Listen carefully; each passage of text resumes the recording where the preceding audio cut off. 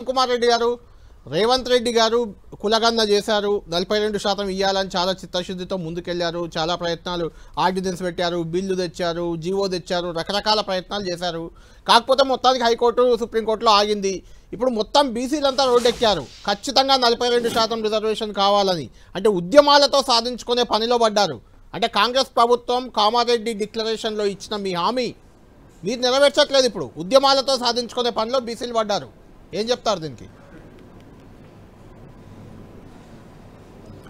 ముఖ్యంగా ఆర్ కృష్ణయ్య గారికి దశాబ్దాలుగా బీసీ కోసం పోరాటం చేస్తున్నటువంటి బీసీల కోసం బీసీల పట్టు కోసం బీసీల మంచి కోసం పోరాటం చేస్తున్నటువంటి ఆర్ కృష్ణయ్య గారు ఈరోజు ఇప్పుడే మాట్లాడుతూ ఎందుకంటే రాజ్యసభ సభ్యునిగా ఉన్నటువంటి పరిస్థితి ఈరోజు ఆయనకుంది గతంలో బీసీ నాయకునిగా ఎన్నో ఉద్యమాలు చేసిండు ఆ రోజు చట్టసభల్లో పెద్ద సభ అంటే ఈ భారతదేశంలోనే రాజ్యసభ అనేది పెద్దల సభ ఉన్నప్పుడే తెలంగాణ రాష్ట్రంలో రేవంత్ రెడ్డి గారు చిత్తశుద్ధితోటి 42% రిజర్వేషన్ ఇవ్వాలని చెప్పి రాహుల్ గాంధీ గారు భారత్ జోడో యాత్రలో ఇచ్చినటువంటి కమిట్మెంట్ని బీసీ డిక్లరేషన్ కామారెడ్డి సభలో చెప్పిన తర్వాత బీసీ కమిషన్తో పాటు హైకోర్టు ఆదేశాల మేరకు బీసీ డెడికేటెడ్ కమిషన్ని కూడా ఇచ్చి ముందుకు వెళ్తే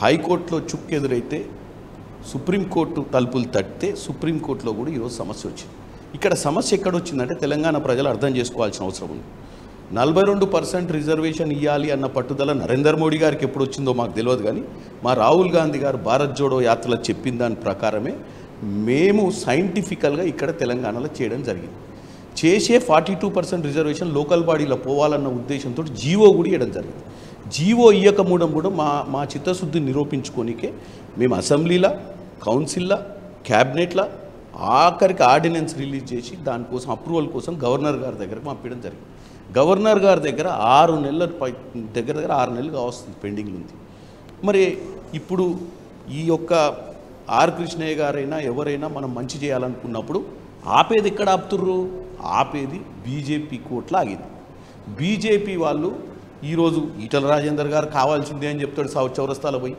ఇవాళ పాయల్ శంకర్ గారు వచ్చి కావాల్సిందే అని చెప్తారు ఇవాళ బండి సంజయ్ గారు కావాల్సిందే అని చెప్తారు బీసీ నాయకులు మరి ఈ బీసీ నాయకులందరూ అక్కడ పోయి నరేంద్ర మోడీ గారు అపాయింట్మెంట్ తీసుకొని అక్కడ మన రాష్ట్రపతి గారు అపాయింట్మెంట్ తీసుకొని ఇమీడియట్గా ఈ 42% రిజర్వేషన్లలో జీవో ఆల్రెడీ ఇచ్చిన దాన్ని కాపాడుకోవాల్సిన పరిస్థితి వీళ్ళు ఎవరు చేసినట్టు కనపడలేదు అక్కడ కేవలం ఈరోజు ప్రజలు మీరు అన్నట్టు దీపావళి ముందు రోజు మనం ధర్నా చేస్తే బ్రహ్మాండంగా అందరం కలిసి ఒక్క దాటి మీదకి వచ్చి చేస్తున్నాం మరి ఎవరి కోసం చేస్తున్నారు ఎవరి మీద ఎవరు పోరాటం చేస్తున్నారు అని ప్రజలకు డౌట్ ఉంది వాస్తవం మరి ఇక్కడ రేవంత్ రెడ్డి గారు సర్కార్ 42% రిజర్వేషన్ చేయాలని ఇన్ని స్టెప్స్ ఇన్ని మెట్లెక్కి అంతమంది తలుపులు కొట్టినాక కూడా కాలేదంటే ఎక్కడ కాలేదు గవర్నర్ దగ్గర కాలేదు ఎక్కడ కాలేదు ప్రెసిడెంట్ గారు ఆమోదం పొందాలి చేయాలి మరి ఎవరి దగ్గర ఆగింది మరి ఎందుకు కన్ఫ్యూజ్ చేస్తున్నారు వీళ్ళందరూ కన్ఫ్యూజ్ చేయాల్సిన అవసరం ఏముంది మరి ఇలా బ్రహ్మాండంగా చేసుకున్నాం రేపే నేనేమడుగుతున్నా మరి కృష్ణయ్య గారిని ఈటల రాజేందర్ గారిని బండి సంజయ్ గారిని ఇక్కడ రామచంద్రరావు గారు పార్టీ అధ్యక్షుల్ని అందరం కలిసి ఢిల్లీ పోదాం పదండి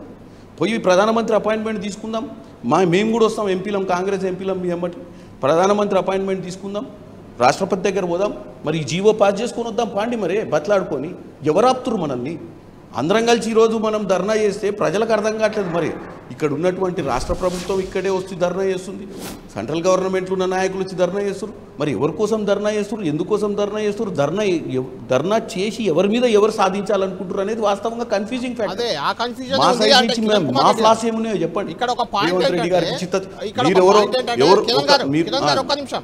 ఇక్కడ పాయింట్ ఏంటంటే కామారెడ్డి డిక్లరేషన్లో పెట్టింది 42% హామీ ఇచ్చింది బీసీలకు రిజర్వేషన్ పెంచుతామని మీరు హామీ ఇచ్చి మీరు అమలు చేయాల్సింది పోయి మీరు వేరే వాళ్ళని విమర్శిస్తున్నారు అనేది ఒక చర్చ రెండోది మీరు పెట్టిన ఈ ఏదైతే ఆర్డినెన్స్ బిల్లులు 9 జీవో ఒక నిమిషం జీవో నెంబర్ 9 పై కిరణ్ కుమార్ రెడ్డి గారు చాలా చిత్తశుద్ధిగా ఉన్నారు కానీ దాన్ని అడ్డుకుంది రెడ్డి జాగృతి అనే ఒక విమర్శ కూడా మీపై వస్తుంది నేనేమంటున్నా అండి రెడ్డి జాగృతి అనేది ఒక పొలిటికల్ ఆర్గనైజేషన్ కాదు పొలిటికల్ అవుట్ఫిట్ కాదు రెడ్డి జాగృతి అనేది రెడ్ల కోసం ఏదో చేస్తా అని చెప్పి వాళ్ళకున్న ఆలోచన అనేది వాళ్ళు సంస్థ నడిపేదే ఆ ఆలోచన మేరకు నడుపుతారు సంస్థ రెడ్డి జాగృతి ఎట్లా నడుస్తుంది? వాళ్ళ అజెండా వాళ్ళకు ఉంటుంది. వాళ్ళకు బీజేపీ, కాంగ్రెస్, బీఆర్ఎస్ ఇట్లాంటి సంబంధాలు ఉన్నాయి కాబట్టి వాళ్ళు ఏమైనా మేము రెడ్డోళ్ళ కోసం పోరాటం చేస్తామని రెడ్డి జాగృతి పెట్టుకోరు వాళ్ళు. దాన్ని తీసుకొచ్చి కాంగ్రెస్ పార్టీల కనెక్షన్ ఉందనో, కాంగ్రెస్ పార్టీకి ఏదో ఉందనో చెప్పి తప్పుదో పట్టించే ప్రయత్నం చేయొద్దు. ఈడ పరిస్థితి ఏంటంటే సింపుల్ లైన్, ఎక్కడ ఆగింది, ఎందుకు ఆగింది, ఇదేం ప్రజలకేం చదువురాని, మనమే అడవిలో లేము. మనం ఒక రాజ్యాంగం ఉంది, ఓ రాజ్యాంగం కింద పనిచేసుకోవాల్సిన పరిస్థితి ఉంటుంది. కోర్టులు ఉంటాయి, కోర్టుల నిర్ణయాల మేరకు మనం పనిచేసుకోవాల్సి వస్తుంది. ఈరోజు ఎక్కడ ఆగింది? సుప్రీంకోర్టులో కూడా ఆగిపోయింది. ఇప్పుడు ఆగిందల్లా ఇప్పుడు కావాలి అనుకుంటే రాజ్యాంగ సవరణ చేయాలి. రాజ్యాంగ సవరణ ఎవరు చేస్తారు? సెంట్రల్ గవర్నమెంట్లో ఉన్న అధికారంలో ఉంది. పార్లమెంట్లో చట్టసభలలో ఈరోజు నేను పార్లమెంట్ సభ్యుని కింది లోక్సభలో, ఇప్పుడు అక్కడ ఉన్నటువంటి మా కృష్ణయ్య గారు పెద్ద సభలో ఉన్నారు. మరి మేమే కదా చేయాల్సింది. మరి మేమందరికీ చిత్తశుద్ధి ఉంటే ప్రాబ్లం ఎక్కడొస్తుంది? ప్రాబ్లం ఎక్కడొస్తుందంటే ఇప్పటి వరకు వీళ్ళు కేవలం గల్లీలో మాట్లాడుతారు కానీ ఢిల్లీలో మాట్లాడలేదు. ఇవాళ రాజ్యసభ ఎంపీలు కూడా, బీఆర్ఎస్ ఎంపీలు కూడా జంతర్ మంతర్ల ధర్నా పెడితే జంతర్ మంతర్కి వచ్చినటువంటి దాఖలాలు కనపడలేదు. కేవలం రాజకీయాలు చేయడానికే గ్రాస్ రూట్లో గ్రౌండ్లో పోయి ఏదో తప్పుడు ప్రచారం చేస్తున్నట్టు వాస్తవంగా వీళ్ళు ఎవరికి చిత్తశుద్ధి ఉంటే అంతెందుకు? నాకే డౌట్ వచ్చింది మీరు మాట్లాడాక. మీరు కామారెడ్డి డిక్లరేషన్ లో పెట్టి తెలంగాణలో అధికారంలోకి వస్తే 42% ఇస్తా అన్నారు. కేంద్రంలో జరగాల్సిన పని తెలంగాణలో అధికారంలోకి వస్తే ఎలా వస్తుంది? రెండోది, మీరు జియో నెంబర్ 9 తెచ్చారు, ఆర్డినెన్స్ పెట్టారు, బిల్లు పెట్టారు, చాలా పార్లమెంట్లో జరగాల్సిన దానికి ఇదంతా ఏంటి? మరి ఇదంతా ఎందుకు చేసినట్టు?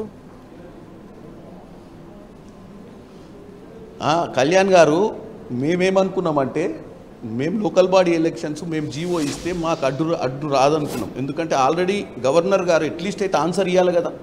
ఇవాళ ఇదంతా ఎందుకు రాద్ధాంతం? మేము క్యాబినెట్లో ఆమోదం చేసి ఆర్డినెన్స్ని గవర్నర్ గారి దగ్గర పంపించినాం కదా. మరి గవర్నర్ గారు దాని మీద చర్చ చేసి దాని మీద చేయాలన్నా వద్దా, మరి చేయలేము చేస్తామని చెప్పాలి కదా. తెలంగాణ ప్రజలకు అర్థమైంది కదా మా చిత్తశుద్ధి. ఇప్పుడు సంతకం పెట్టాల్సింది బీజేపీ తరఫున ఉన్నటువంటి గవర్నరు, అక్కడ ఉన్నటువంటి రాష్ట్రపతి గారు. ఈరోజు అప్రూవ్ చేసేస్తే అయిపోయింది. కోట్ల తలుపులు తట్టాల్సిన అవసరమే లేకుండే కదా. ఇవాళ నేను అనేది ఏంటంటే మేము చేసినామండి 42% చేయాలని చెప్పి మేము అసెంబ్లీ, కౌన్సిల్, క్యాబినెట్ అన్ని ఆమోదాలు తీసుకొని వచ్చినాం. ఇప్పుడు మరి ఇక్కడున్న నాయకులు, ఇప్పుడు ఈటల రాజేందర్ గారు కానీ, బండి సంజయ్ గారు కానీ, ఆర్ కృష్ణయ్య గారు కానీ, బీజేపీలో ఎవరు కాబట్టి దాన్ని అప్రూవ్ చేయించవచ్చు కదా అంటున్నాను నేను. ఇప్పుడు ఆగిపోయింది అక్కడ. మేము ఆగుద్ది అనుకోలేదు. మేము ఇచ్చిన వాగ్దానం మా అధికారం వచ్చినాక ఈ ప్రాసెస్ చేస్తామని. ఈ ప్రాసెస్ అన్ని కంప్లీట్ చేసినాక వాళ్ళు కాళ్ళల్లో కర్రలేసే ప్రయత్నం చేస్తారు బీజేపీలు.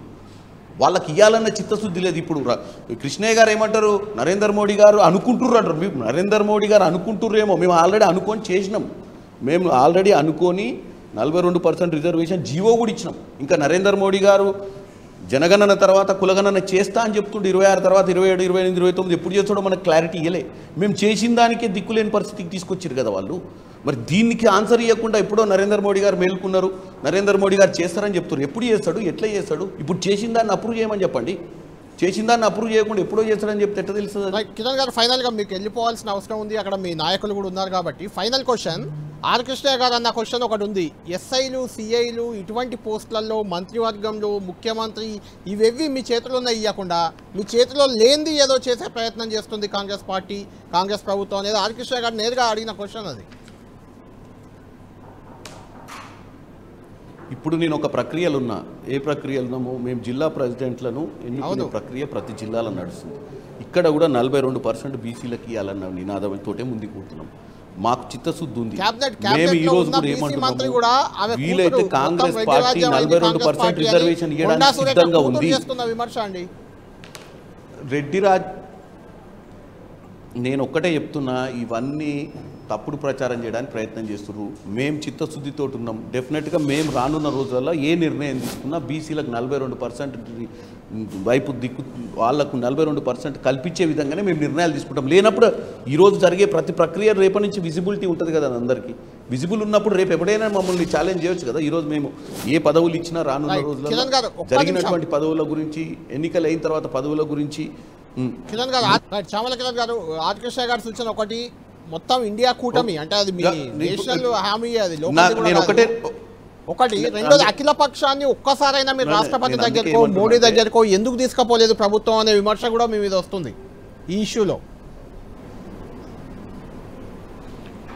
నేను ఒకటి చెప్తారు, ఆర్ కృష్ణయ్య గారు మంచి ఆలోచన ఇచ్చారు. డెఫినెట్గా దీన్ని ఫాలో కావాల్సిన అవసరం ఉంది. ఎందుకంటే మా ఇండియా కూటమి తరపు నుంచి కూడా మేము వారు ఇచ్చినటువంటి సూచన ప్రకారం గత పార్లమెంట్ సెషన్లో ఏదైతే ఓట్ చోరీ ఎలక్షన్ ప్రాసెస్లో స్పెషల్ ఇంటెన్సివ్ రివిజన్కి వ్యతిరేకంగా బీఆర్ఎల్లో మేము గలమెత్తినప్పుడు మమ్మల్ని అవకాశం ఇవ్వలేదు. పార్లమెంట్లో అవకాశం ఇవ్వనందుకు చాలాసార్లు వాకౌట్ చేయాల్సి వచ్చింది.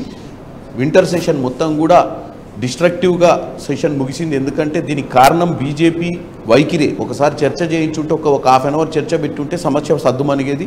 ఆ స్పెషల్ ఇంటెన్సివ్ రివిజన్ మీద సుప్రీంకోర్టు ఆర్డర్ ఇచ్చిన తర్వాత కూడా దాన్ని చర్చకు అనుమతించలేదు పార్లమెంట్లో. డెఫినెట్గా కృష్ణయ్య గారు అన్నట్టు మేము జంతర్ మంతర్లో పెట్టినాం.